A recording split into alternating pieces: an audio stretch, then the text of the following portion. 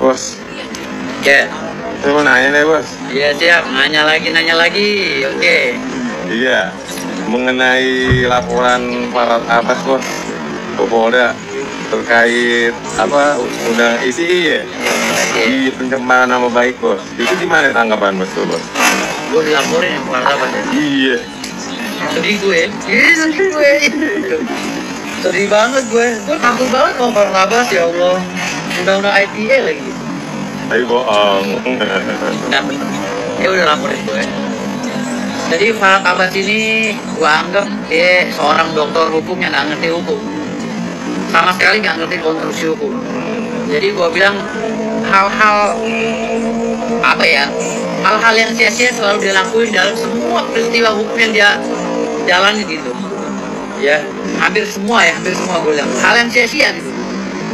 Jadi gue lihat si Farhad ini kayak nggak ngerti apa sih konstruksi hukum, kayak nggak ngerti apa ya, kayak gue seorang dokter begini caranya gitu. Padahal gue menjalankan kuasa substitusi dari klien gue sebagai pengacara yang memang berprofesi untuk membela hak hukum daripada kliennya kan gitu. Betul.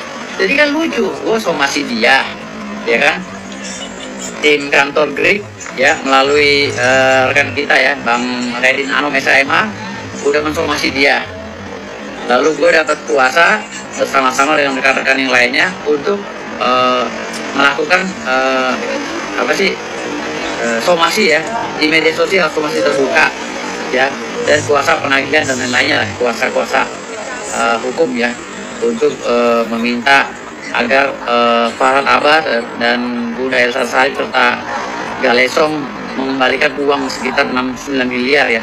Luar biasa. 69 miliar ya, itu kerugian materi, mungkin materi nanti kita bisa gugat sampai 100 miliar kan gitu.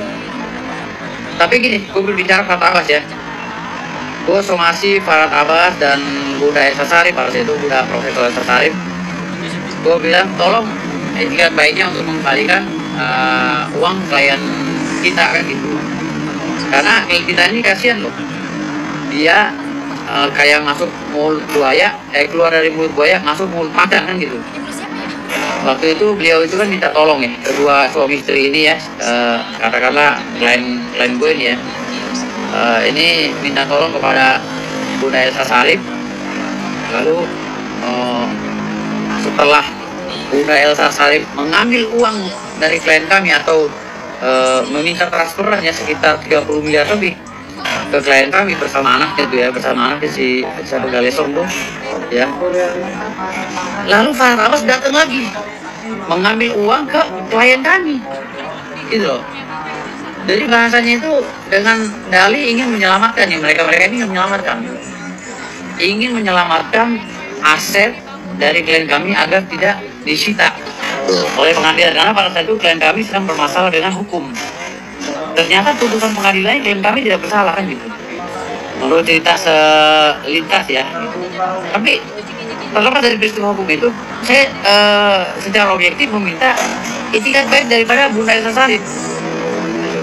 Bunda Elsa Sharif ini agar mengembalikan uang klien kami ini dari 2019 ya, dan Farhad Abbas ini juga dari 2019 berbarengan. Jadi orang ini jatuh di tangga, orang lagi bermasalah hukum bukannya diselamatin oleh pengacaranya, malah Makan lagi bos. ditekan lagi, bahkan ada balik nama perusahaan, segala perusahaannya diambil alih secara muslihat lah kalau menurut kami gitu kan. Itu bisa bayangkan, orang lagi dijeblos minta tolong sama Bunda Elsa Sharif, minta tolong sama Farhad Abbas, tahu-tahu makin dijeblosin lagi gitu kan. Lu bisa bayangin dalihnya Farhad Abbas atau Bunda Elsa Sharif, katanya itu uang kerjanya jasa hukum, jasa hukum. Orangnya lagi sengsara, jasa hukumnya ya nggak tahu lah ya, kita buktikan nanti ya. Tapi gini, gue tetap menyoal masalah Farhad Abbas ya, yang nggak ngerti konstruksi hukum. Jadi bayangkan, gue somasi, bukan somasi gue dijawab, dia malah laporin gue ke Polda Metro Jaya yang sekarang ditangani oleh Polres Jakarta Selatan. Laporin undang-undang ITE katanya pencemaran baik. Pencemaran nama baik bagaimana bro? Gue ada surat kuasa Farhad Abbas ya, gue somasi jelas ada surat kuasa dan bukti otentik gitu loh, bukti semuanya ya. Jadi artinya di sini lo mau melarikan ini ke permasalahan undang-undang ITE ya, mungkin bermaksud untuk menghilangkan tanggung jawab lu dari pengembalian uang klien gue itu nggak bisa Farhad Abbas, ya. Gue bukan apa-apa, lu laporin gue juga percuma, nggak mempan. Kenapa? Karena hal yang sia-sia lu laporin gue gitu loh. Dan gue ini bekerja sebagai apa sih, advokat ya, yang mendampingi klien gue. Jadi nggak perlu lo ini ketika lo diduga bersalah, lo lalu mengalihkan perhatian orang agar lo terkesan lo nggak bersalah, lo laporin undang-undang ITE. Dan undang-undang ITE itu cacat formil. Kenapa gue bilang cacat formil? Sesuai dengan SKB 3 Menteri, harusnya lo somasi dulu dong gue, kalau memang gue tuh lo merasa dicemarkan nama baiknya sama gue gitu. Lo somasi gue di jalan duluan kok, dari GRIP. Somasi dari GRIP melalui kantor hukum Raiden Ano udah bergulir ke Farhad Abbas dan Bunda Elsa Sarip serta Galesong. Jadi di sini dari mana ada pencemaran nama baiknya? Ini udah ada faktanya kok, udah ada buktinya, kami udah dapat kuasa. Jadi belajar lagi konstruksi hukum Farhad Abbas, ya. Karena banyak beberapa kasus yang kamu tangani, saya lihat kamu seperti orang tidak ngerti hukum.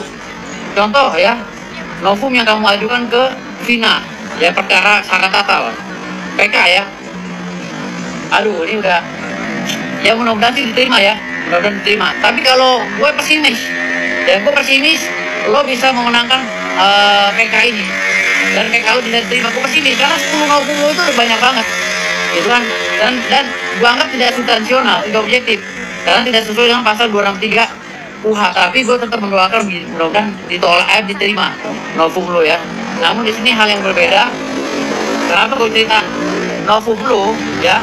Novum lo menyoal masalah matinya kenapa, dan menyoal masalah kesaksian palsu dan lain. Lu tidak menyoal secara objektif masalah salah prosedur ya, dengan adanya dituduhannya yang menangkap secara sepihak misalnya seperti itu. Tapi lu malah menyoal masalah kematian. Ini yang gua anggap lu nggak ngerti sama sekali konstruksi hukum gitu. Padahal pengadilan PK itu bukan menyoal masalah kematian, tapi menyoal masalah prosedur yang tidak. Tapi nggak masalah, gue mendoakan mudah-mudahan itu diterima ya, ada keajaiban itu diterima dan 7 terpidana bisa dibebaskan. Namun hari ini ya, karena lu udah melaporkan gue Farhad Abbas, hari Kamis gue akan ke Mabes Polri dan gue akan laporkan lu dengan Bunda Elsa Sarip ya. Lu Bunda Elsa Sarip dengan adik Galesong atau rekan Galesong akan kita laporkan ke Mabes Polri karena ini nilai kerugiannya 69 miliar ya, hampir 100 miliar ini kalau dihitung dengan imaterial ya. Jadi di sini gua nggak main-main Farhad Abbas. Kalau masalah laporan lu, mohon maaf, gua bukan nyepelin, udahlah itu gua anggap aja permen karet lah, gua gigit-gigit ya. Ntar kalau udah habis gua buang gitu kan. Jadi nggak ada artinya laporin gua Farhad Abbas. Lu baik lu balikin uang klien gua, lu bawa buktinya, lu dengan itikat baik kemana tuh uang ya, panggil Bunda Elsa Sarip, duduk bareng, panggil Galesong, lu datang bawa data kemana uang yang lu bawa Farhad Abbas, kemana uang yang masuk ke rekening Bunda Elsa Sarip, kemana. Kalau enggak ini masuk TPPU, pencucian uang. Ingat, gua nggak main-main Farhad dalam membela klien gue. Gua nggak pernah main-main dan gua nggak akan pernah mundur ya. Ingat itu Farhad Abbas. Hari Kamis 1 Jumat gua akan laporkan dulu orang. Terima kasih. Bravo.